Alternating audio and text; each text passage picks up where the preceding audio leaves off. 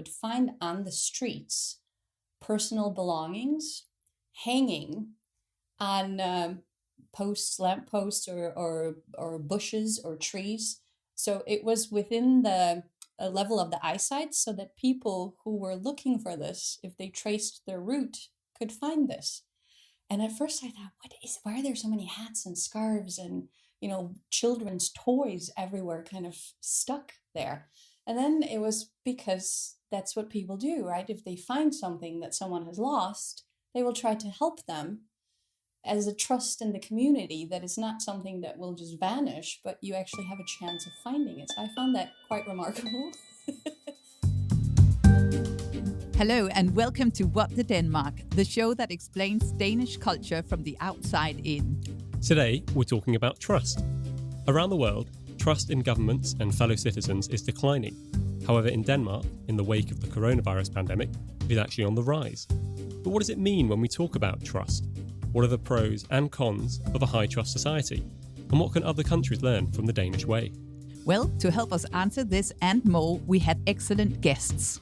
One is Gert Tinggaard Svendsen, a professor of comparative politics at Aarhus University and the author of several books on trust. Another is Peter Muhlmann, the CEO of Trustpilot, a large Danish online company that fosters trust on the internet, whom I visited in their Copenhagen headquarters.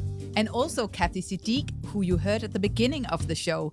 Kathy has a Polish-American upbringing and has now lived in Denmark for many years. She runs Active Action, an organization to help internationals settle in Denmark. So it would probably be good, Josephine, before we get started on this conversation about trust, to sort of define what trust is. When we spoke to Gert, he had this very interesting, this rather simple way of explaining it. Trust is all about prediction, expectation. When you do something based on trust, you actually live up to the expectation following a norm. And a norm means rules of the game informally. So basically trust meaning that you know that people will respond in a predictable way, and trusting other people will do the right thing. And I mean, one thing is, as well is this assumption that there is the right thing. So like two people can look at one situation and be like, oh, well, this is clearly the right thing to do. So let's say you're walking on the bus and there's an old lady and there's somebody with a seat. Yeah. And, in certain cultures, you might expect the right thing to do is that the young person gets up and gives up their seat for the old person. In other cultures, that might not be the expectation. I think it's really interesting, this example that you're giving us, because I would understand that most people across the world would think that you should give up the seat for the older person. But many people in Denmark might think that the older person will say if they need help. So we have a very outspoken trust culture. So if you are struggling, you will say, can you help me? Or do you have a seat? I would say that it's sort of half in Denmark. You try to sort of estimate the situation and you will offer the seat. But sometimes people will also be offended because they will think, well, do I look that old or do I look crippled? And you don't want to offend anyone. But I think that trust is really ingrained in Danish society. So for example, even with regards to the way we do our child rearing and we let our children out and about in society, we really trust that other adults and people around us will help our children if there should be a need for that. And we also trust our children to act responsibly and to do the right thing. So for example, I'm very comfortable with my children going for a cycle ride whenever they want to. And they are, from 7 till 14 years of age. And so if they want to go for a cycle ride, I trust them to do the right thing, to be careful when they cycle on the road, but also to look out for cars and so on. Also, I expect the cars around and the people around that if they fall on their bicycle, and it's actually happened to my son once, that he fell on his bicycle heading home to a friend, that someone will help them. And actually there was sort of a good Samaritan who was around when he fell off his bicycle and hurt himself quite badly. He picked him up and then he got my number and he called me at work and said, I found your son here. He fell and he hurt himself really badly. How can I help? And I basically said, okay, I'm far from home. I'm at the office. Thank you so much. Would you be able to send him home to his friend's mother, because she's a stay-at-home mother and she will look after him? And so then I called the mother of the friend and say, Alexander will be coming to you because he's hurt himself on the bicycle. Is that all right? And she was, of course, I'll help. So that's about trust and knowing that you can call on others to help you in those situations. Isn't it? And I think this concept of like, it is such like a wonderful dividend of Denmark to have this trust, this layer of trust, where suddenly interactions like that can happen. Like a complete stranger who's never interacted with you, probably will never interact with you again, has taken time out of their day to help this boy and probably gone out of his way to deliver him to your friend's place. Like there's just stuff like that. You almost can't put a price on it. If you sort of were to think of, how that would play out if you didn't have a trustworthy stranger who would help this, then it's either, this element of, control. So my son can't go out cycling because if something goes wrong, we can't let that happen. Or you have to sort of have other aspects of how to sort of avoid that situation happening. Yeah, and we also trust our children to the extent that we know that, for example, if my son is with some friends and something happens to one of them, then he will go and call for help in the right way. And I think the independence that children have from very early on means that they're actually very good at managing difficult situations on their own and doing the right thing for their friends and their surroundings. They're being given this trust that you have thoughts, you have agency.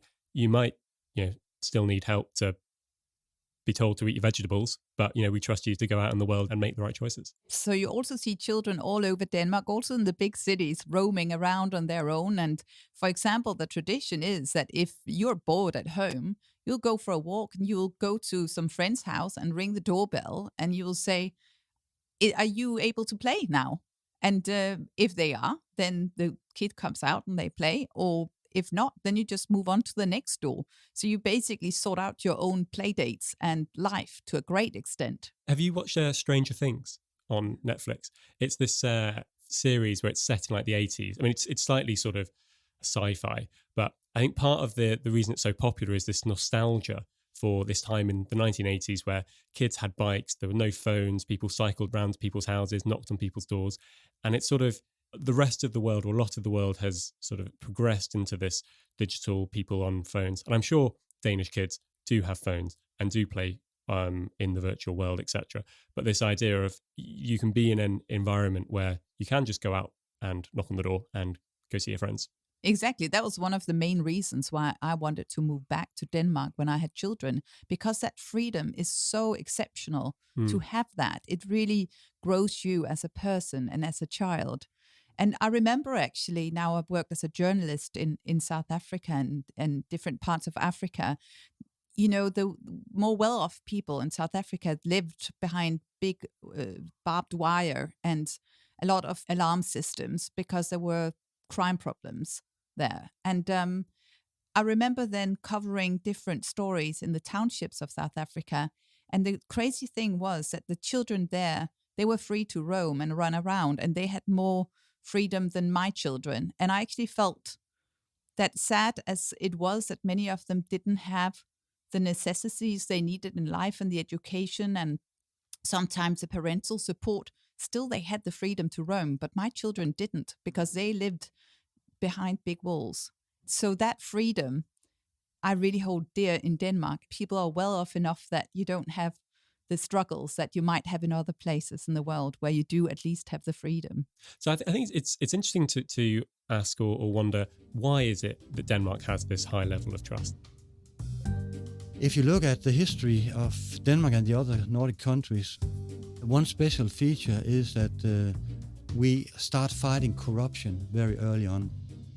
In 1658, we lose the southern parts of Sweden, and we have this competition, ongoing rivalry around the Baltic region. and it's about controlling the ships that sail into the Baltic Sea. It's all a mess. And the main reason it's all a mess is that the nobility in Denmark has a lot of power. So they collect taxes, they inherit all the big positions, and they are so corrupt. And they're useless and lazy and no good. And the first thing Frederik III does is to get rid of the nobility and start hiring people that actually are good at their work. They can actually collect taxes. And when they collect taxes, they actually give the money to the state. So there was this nobility in Denmark, lots of power concentrated in an elite few. And the king basically said, we're going to get rid of the nobility and no longer are we going to have this, power comes from who it was you're not born about from. just network anymore and the elites. Yeah. It was about finding the most able people. And in order to have this meritocratic system, you need to then create a system of checks and balances. And so obviously those have evolved over time. But Denmark has had hundreds of years of relatively lots of these sort of democratic institutions that allow people to come to the right consensus of what is the right choice, as opposed to it just being, oh, so-and-so is my cousin, and therefore that's the answer. And I think that because of that, and because this is something we value so highly in Denmark, people are absolutely infuriated when our trust is breached in some way. And so you've seen that up in the media, both in terms of, for example, Britta Nielsen, who stole from the state coffers, actually money that should have gone to handicapped people and people with other health problems. And also with regards to other cultures sometimes coming in and not understanding the importance of the welfare state and trust and supporting, being part of that by not ripping it off. And that causes a lot of debate in the media. Well, it does. And I think there is this study. It was sort of saying, I think it was potentially in Italy. Well, anyway, they asked this question, which is, if you discover that a family member has received too much of a tax refund, what should you do? And in certain cultures, it was like, okay, well, clearly the right thing to do is to pay back this error because that's the right thing to do. But in other cultures, it was seen as the right thing to do is to do what's best for your family. And if your family has come into some money, then you are doing your family a disservice by putting it back into the system. Now, I think part of that comes from having a non-corrupt system and therefore this belief that the system is fair and therefore it should be extended for everyone. But I can imagine how if you're used to coming into a place where family comes first or the people close to me comes first and the system is run by crooked people who aren't running a fair system, then it is, quote unquote, the right thing to protect those closer to you. Yeah, because if you send the money back, it might just go into the pockets of some corrupt person.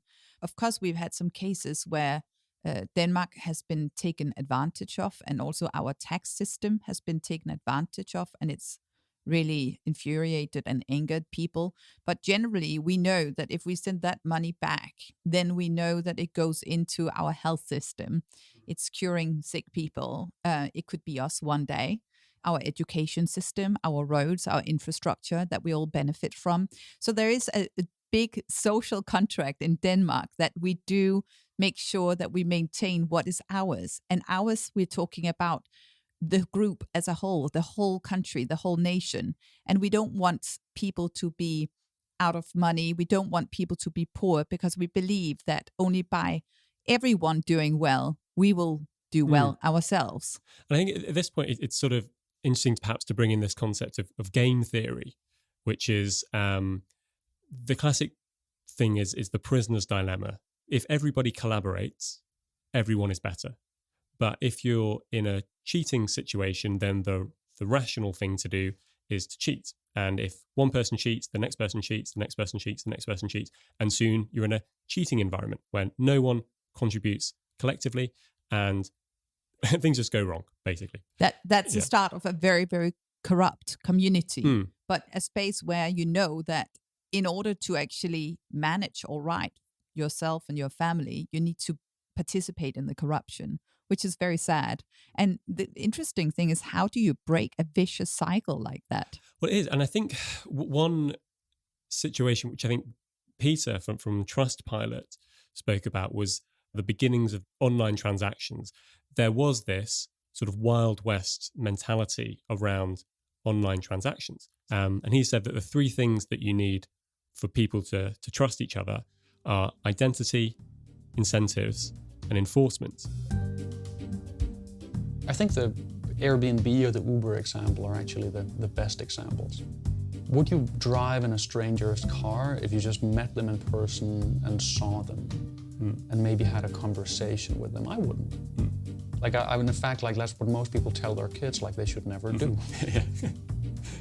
And so, but if you can read that this person has done so 21,573 times, and that on average people are satisfied with a 4.98 out of 5, and that if there is a bad actor on this platform, it is enforced, and that this person is highly incentivized to give you a good trip also, and it works out. So I have information, there is the incentive, and there is the enforcement. So it's really interesting with this virtual reality that actually exists a bit like a country in its own right, which is actually what the internet to an extent is, that you need the same kind of setup just in the virtual world for it to work really well. And I think it's just the big thing is this non-corruptible third party, the adjudicator, that can say, like, this is right, this is wrong. And not, oh, we're just going to partner on this particular side or whatever. Exactly. So did he explain why he came up with it and whether it had something to do with his Danish background? He did actually. Well, I mean, the initial impetus for it was he wanted his mom to be able to buy something online, and he wanted to be able to, like, he was a bit of a techie, so he'd already making websites, and he actually made this sort of e-commerce store, and he wanted to do something that his mom would be easy enough for her to say, okay, I trust this thing to do it. His view on trust is that you need to sort of show the good and the bad. And so if you're a company, you should be getting thousands and thousands and thousands of all your customers' interactions, good and bad, because that is way more trustworthy than just seeing a handful of 5-star reviews that say, oh, this company's so great, this company's so great. And so this idea of, like, transparency coming through. With regards to him being Danish, because this was the obvious question, I think, the biggest trust company in the world is from Denmark. The phrase that he had was, a fish can't see water. It's so ingrained in, like, what he thinks are the fundamentals of how the world should work that, of course, we'll build a company that does this. And of course, we'll do these things, as opposed to, for example, other companies that also are sort of in this sort of online review space where they'll allow businesses to modify their content. So they'll say, oh, like, this is the best review, etc. Which, again, might make sense if you're from a different culture of saying, well, obviously you need to put your best foot forward. You need to display your best version of yourself. For him, it was like, well, no, the right thing to do is the thing that builds trust. Exactly. So you don't actually want a perfect picture of yourself on Trustpilot, because that would actually be untrustworthy to an extent. You want the real picture of a team that is trying to do their very best to do the right thing and be the best at what they do. And I think, consumers are not idiots. like if you see something which is 100 5-star reviews, you're going to be like, well, something's up. No one is picture perfect, and there will always be issues, but actually you showing that you are doing your very best to be your best is actually much more compelling.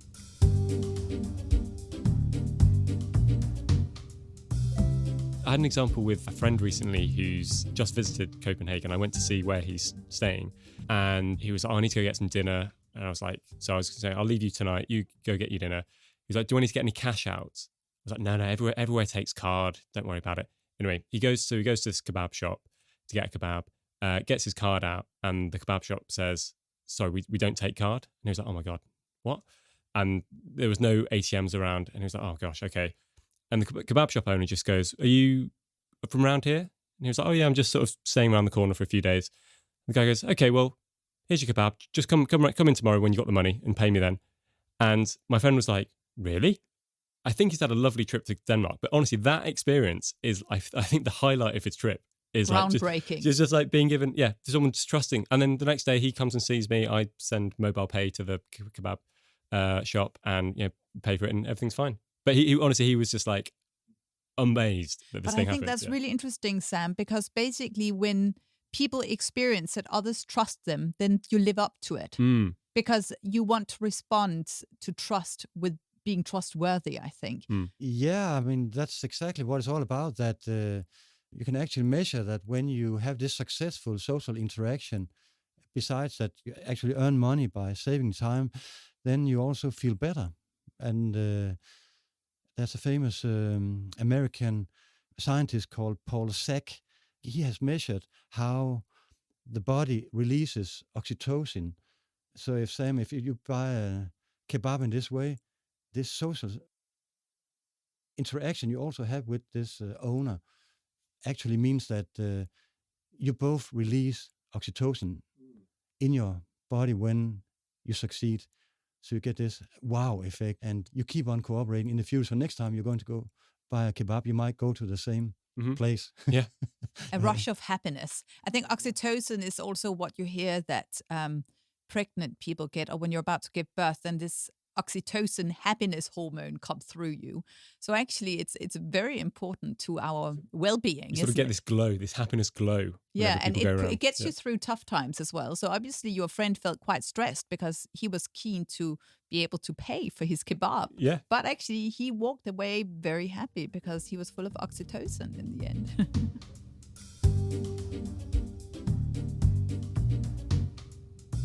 The other thing that was shocking for me, and I remember this exactly, I was in Odense, I was walking to meet a friend, and I walked to the cafe, and I think there were probably about 8 baby carriages outside. And it was cold, and I thought, oh, this is fantastic. It's a cafe that really supports mothers and young kids. And I walked in, and there were no babies. There was a group of young ladies, and I think it was probably a meeting of the moms. And I thought, where are the kids? And I remember that I was thinking, they can't be in those baby carriages. That's just not possible. Because for me, living in the United States as a child and growing up in the United States is a completely different reality. You would never put a baby carriage with a baby outside of a restaurant. It's just irresponsible, right? And so I remember I came back and I was just appalled. And we had a long discussion with my husband about this. And he said, what? This is totally normal. This is, that's what we do here. And then if you flash forward a few years, it's exactly what we did with our own daughter. So I was trying to get my head around this, people leaving the pram outside. This Danish woman in America got arrested. Did you hear about this? Yeah.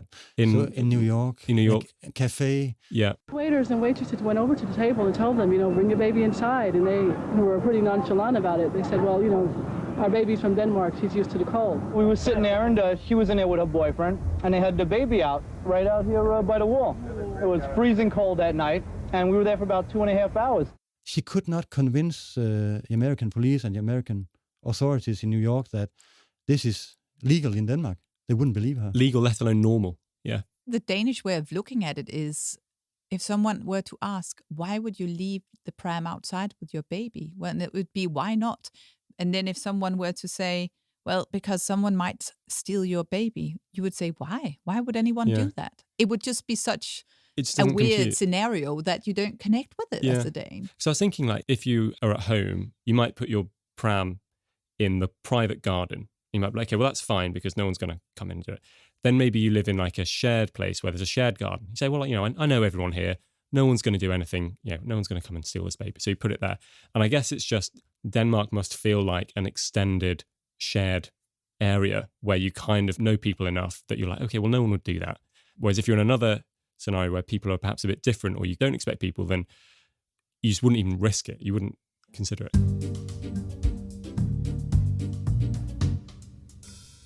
How does one build trust if they meet strangers for the first time? That's a really good question, isn't it? Because if you come from 2 different cultures, it's difficult. In Denmark, of course, we take it for granted because you know that the culture is so ingrained that you default is that you can trust other people around you. But if they act a bit differently, they look a bit differently, then you immediately might be on alert. And so how do we best create trust between two strangers that are not culturally the same? That's a big question. I think number one is smile. Everyone loves a smile. It's a very trusting thing to do. Yes, yeah. and that's important because sometimes you fear smiling because you might be taken advantage of. But actually, I think you're totally right. Smiling is really, really important. And then maybe asking questions, because if you're not sure about something, the moment you ask people's help, they generally want to help. So we were talking about in Denmark. So I think this idea of, are you in a collaborating environment or are you in a cheating environment? And I think in the international ranking of trusting societies, Denmark, I think, is still number one. On the corruption aspect, it's now gone down to number 4 from number 1. But I think there's a sort of a separate trust survey, yes. Which done. I think Denmark still might be number 1 there. Going back to this initial idea of Gert of predictability, expectations, like I might not know you, but you are behaving in a way that I would predict you would behave, is to basically build in some interactions that demonstrate that you can behave predictably. I think it's very interesting that you mentioned the thing about time, coming on time, because Danes are very punctual. And so if you want to build trust with Danes, don't show up an hour late. In some cultures, you say a time, but it's flexible. Mm-hmm. In Denmark, it's not flexible. When you say 4 o'clock, it's 4 o'clock. It's not 20 past 4. Then you already seem as untrustworthy or unpredictable if you're not on time. So that's a good place to start. Be punctual. Be punctual, yeah, because it's especially at the beginning, 2 strangers meeting people, interacting for the first time. Those early interactions are really important.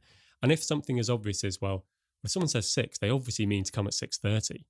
Like in England. In England, you want to be a little bit late because otherwise, you might be inconveniencing people if they're not quite ready when you arrive. Yeah, they also have this term called fashionably late. Yeah, which arrive is fashionably late, which means you don't want to be the first one to a party. Like you want to sort of come a little bit later. And so in England, if someone says come for 6, you might come at like 6:15, 20 past 6. If you're in other cultures where they say come for our barbecue at 4 p.m. Really, that might mean we say 4 p.m. because people will really start coming at 6 p.m., which means that the party will only really start going at 8 p.m. And so if you saw come at 4 p.m., really you shouldn't really get going until 5:30, 6 o'clock. And I can imagine if you do that in Denmark, suddenly you're saying, well, I've sort of lost trust that you can do these simple things. And that can really, I think, set you off on this path of, okay, well, maybe we don't trust this person because they look a bit funny and they don't turn up on time. Exactly. And it might also be, is there a culture for bringing something? For example, are you expected to bring a bottle or some flowers? Or what is the coutume in Denmark? And the what, sorry? The coutume. Coutume. What is the custom in Denmark, you would say? Yeah. And the custom in Denmark might be that you bring a bottle or you bring some flowers or a little gift for the host, but that might not be the case in other cultures. For example, in South Africa, where we were for many years, you'd bring your own meat for the barbecue. That would be custom there. And, of course, maybe you might bring a bottle of wine as well. But, you probably wouldn't bring flowers. Whereas if you brought your own meat for the party in Denmark, that would be very odd. Yeah. And then learning the language as well is a really good thing, even if it's just a few words. That sort of shows that you're really keen to understand the Danish culture. That makes a big difference. People suddenly realize, okay, here's somebody who wants to understand us. I definitely find that because I can sort of roll out a little bit of Danish and suddenly I do feel the vibe change a bit from being like, even if we then switch back to English to speak properly, I can sort of just like drop in a bit of Danish and people are like, oh, okay, all right.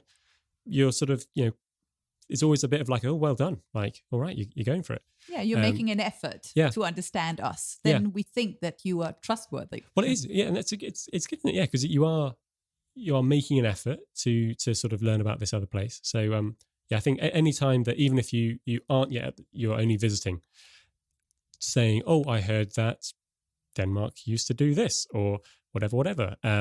Those are quite nice ways of showing an interest and a way to build trust. If you're taking an interest in someone else's life or in someone else's country, it's a great way to demonstrate that.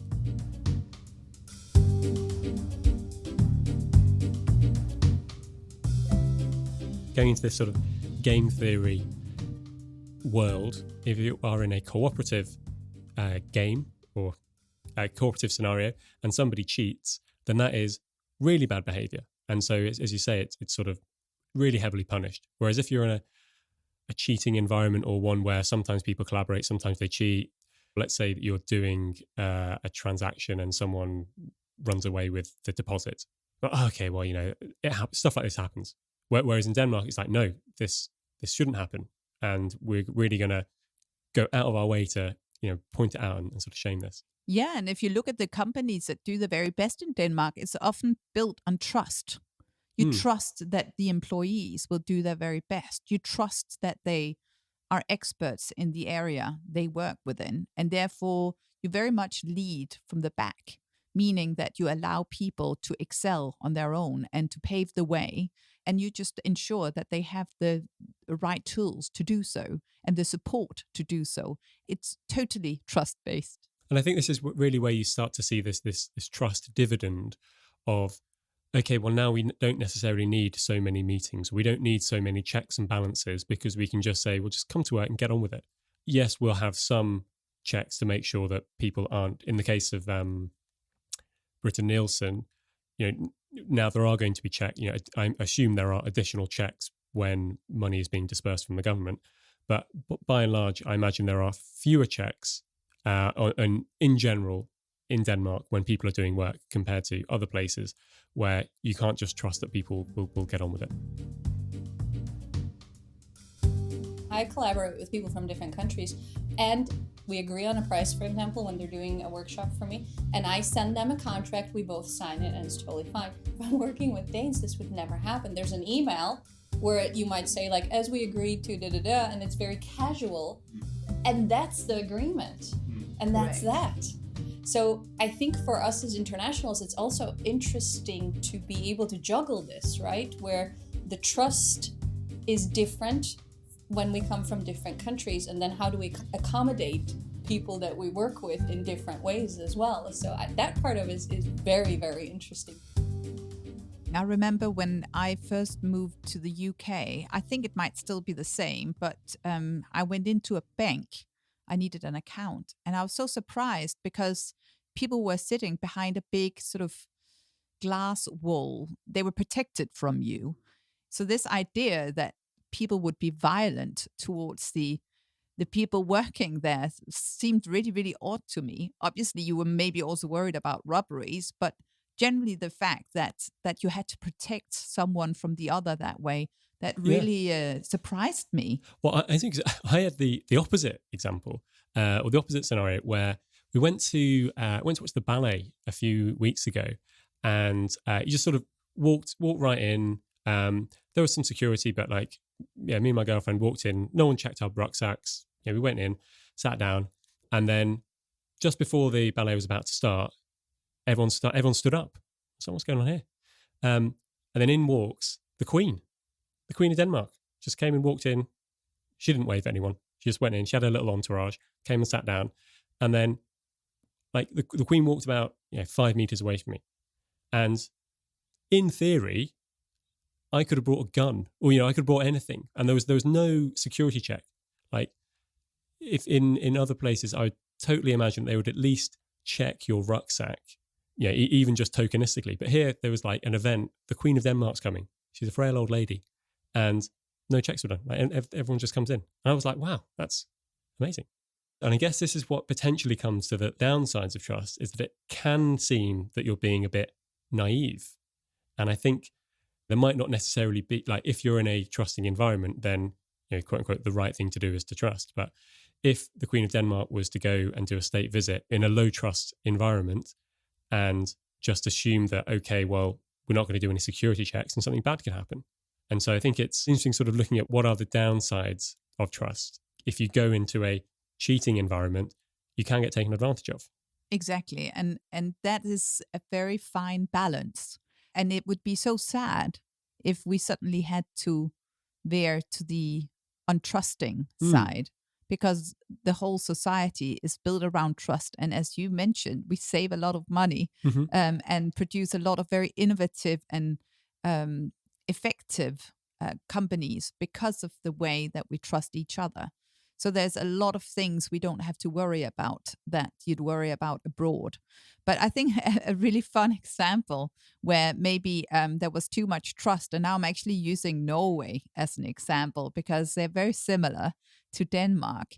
So you had Edvard Munch, the very famous painter's Scream painting, being literally just taken off the wall in the gallery and being taken away by thieves. And everyone thought that someone obviously knew what they were doing when they took it off. There was no, I mean, basically it was taken very easily. Yeah. And it's because everyone trusted that it must be someone working there. Here are some guys in a boiler suit.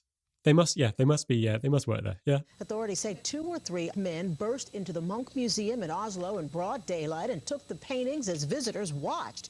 He went towards the Madonna painting and he grabbed that off the wall, and he started banging it against the wall and against the ground. He then saw the Scream and ran towards that and grabbed that off the wall. The flip side of that is, okay, well, in order to protect against people cheating the system in this way, every painting has to have a security guard next to it, or every painting has to have, have to pay to install this big, protective gear around each of the paintings, or we're going to have to not allow the public up close to such a nice painting. And the aggregate of that really does add up to taking the benefits out of just being able to enjoy society and being able to live. And I was really struck by what Gert said about the enemy of trust is control, and this idea of controlling people and putting more checks and balances and checklists and do this and are you doing this and can you record what you're doing this, all these sorts of things which really, they take up a lot of time. Like the amount of teachers I know who talk about, I can't actually go in the class and teach, I have to spend all my time filling out forms. Like that is a symptom, I think, of being in a low trust system. Now, of course, it might be the right thing to do because you might be dealing with vulnerable people and there have been some bad things happening and you need to have these protections in place. But it's just to say that the implications of it are not just the protection side of it, but also people's experiences do diminish when they are controlled in that way. Yeah, and we don't want to be in a situation where in our nursing homes or in our hospitals that the nurses or the social workers and staff, they spend all their time filling in forms. Because what we really want is that they do what their job is, which is to look after other people and be there to give them care and comfort. So that is a very difficult debate. And I think we're struggling with that in Denmark as well as in many other countries. We want to make sure that we free up as much of the staff's time to be hands-on with the people that they actually should be helping. I think the other aspect of this perhaps downside of trust is an argument often given by libertarians. And this idea of if you are really trusting to other people, or let's say the state, then that leads to people not exercising critical thought or being complicit. In the case of the Edvard Munch painting being taken, people just trusted that the right thing was happening and then a bad outcome arose. The painting got stolen. I think it was found again. By the way. It's found again. Okay. Thank goodness. But this idea of, if you're in a trusting situation and somebody seems authoritative enough, people just switch off their critical part of their brain and they just say, okay, that's fine. And if you get the wrong person at the head of the ship who suddenly starts saying, this is the way we're going to do it, and people are just trusting, okay, well, this is what we're going to do, suddenly you end up in these bad situations. So I thought that's quite an interesting counter to why you shouldn't have a high trust society. Exactly. And I think that you have that issue. And if it's so ingrained in you, you might also find that as a Danes, when you go abroad, you're really taken advantage of because people do mistake your trust for naivety and maybe even stupidity. We met quite a lot of Danes abroad who'd lived, for example, in Africa that were taken advantage of, where they might think, okay, we really want to help the people around us. So They would pay for the schooling of their staff's children in the houses, and they would pay them better than maybe they were paid otherwise with some of the families from the country, and really sort of try to create a nice space and environment that looked a little bit like what you would have in Denmark, to bring them up to that equal level that our culture want everyone to be on. But what would happen was that actually it was taken advantage of. Things were being stolen from them.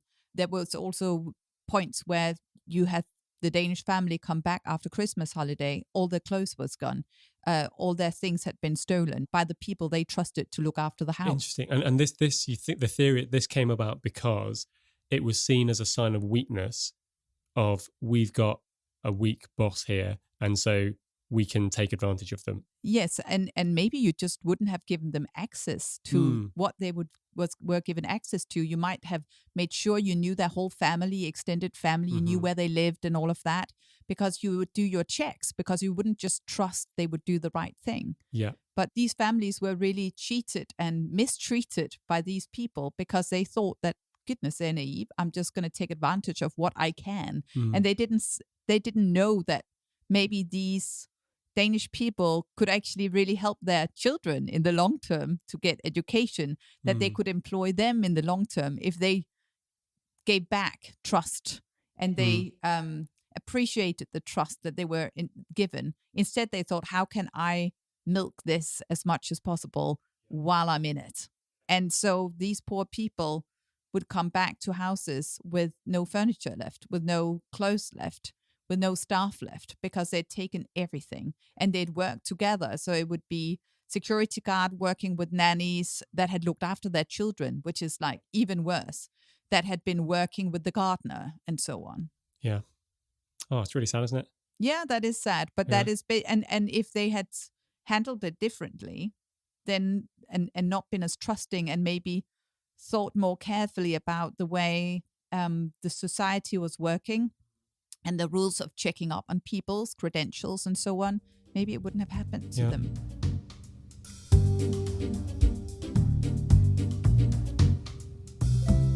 So it's interesting then, like how does one, or how does a society become more trusting? So I think Denmark has done, it clearly has done a very good job of this. And I think obviously there was sort of the 400 years ago, this sort of diffusion of power from the elites to the people, and therefore these institutions that have been building up.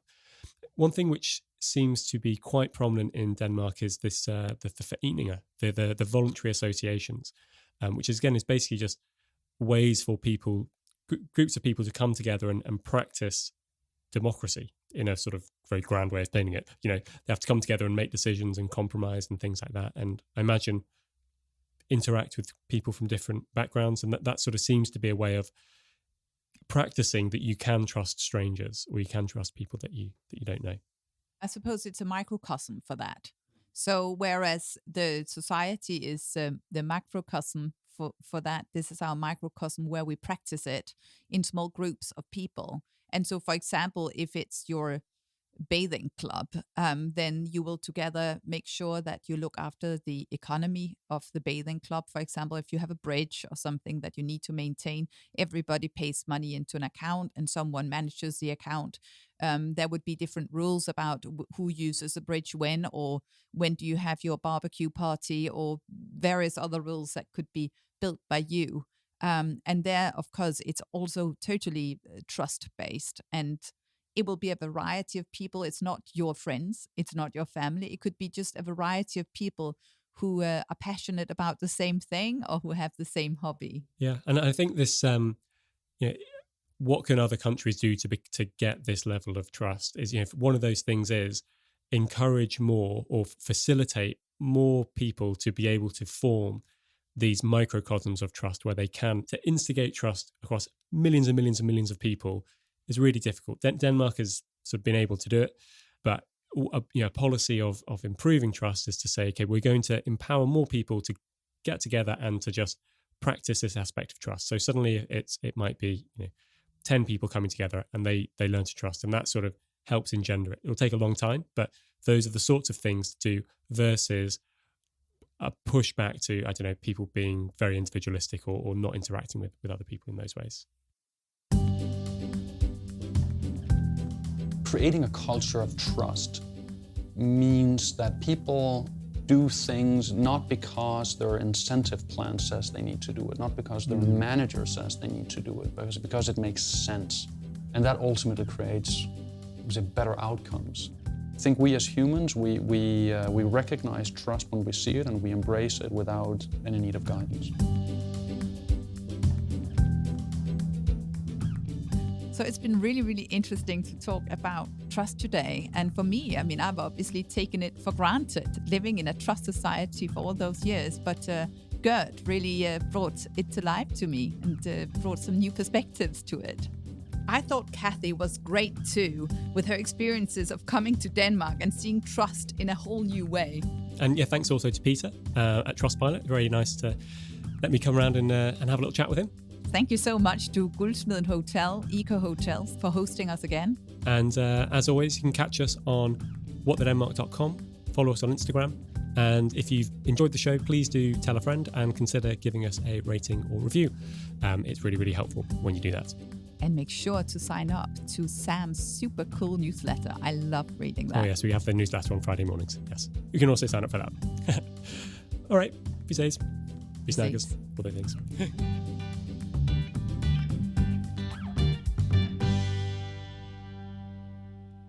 I almost feel I should name the kebab shop that my friend did so I can give them some more business. Kebab is a blessing in Denmark. Yeah. I mean,